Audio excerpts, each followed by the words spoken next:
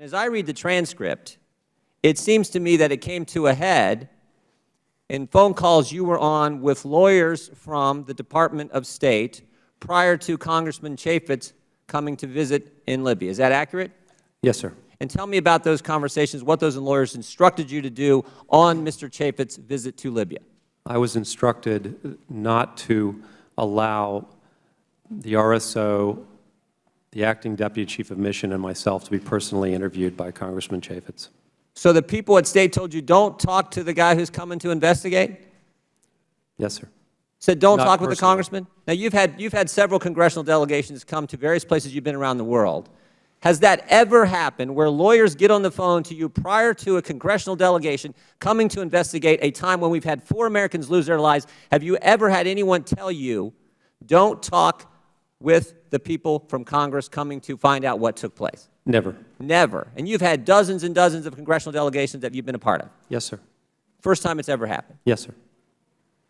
Tell me about, and also, isn't it true that one of those lawyers on the phone call accompanied the folks on the delegation and tried to be in every single meeting you had with Mr. Chaffetz and the delegation from this committee? Yes, sir. That's true. Tell me what happened when you got a classified briefing with Mr. Chaffetz. What happened and the phone call that happened after that?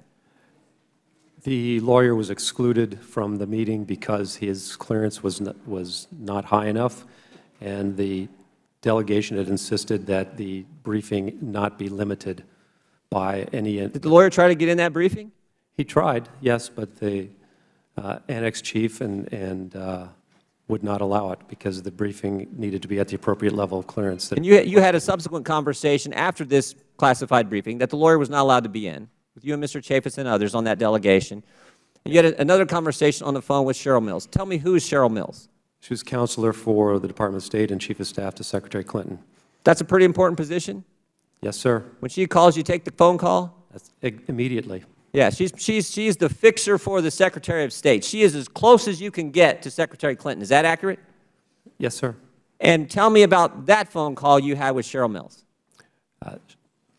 A phone call from that senior person is, generally speaking, not considered to be good news. And what did she have to say to you? She demanded a report on the visit. Was she upset by the fact that this lawyer was not, this was upset. babysitter, this spy, whatever you want to call him, was not allowed to be in that? First time it's ever happened, all the congressional delegations you've ever entertained was not allowed to be in that classified briefing. Was she upset about that fact? She was very upset. So this goes right to the person next to Secretary Clinton. Is that accurate? Yes, sir. Mr. Chairman, here's a guy with 22 years of outstanding service to our country. 22 years. Outstanding service, praised by everybody who counts, the President, the Secretary, everyone above him.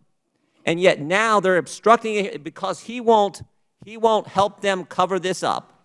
He's an honorable man here telling the truth. Now is getting this kind of treatment from the very people who praised him before.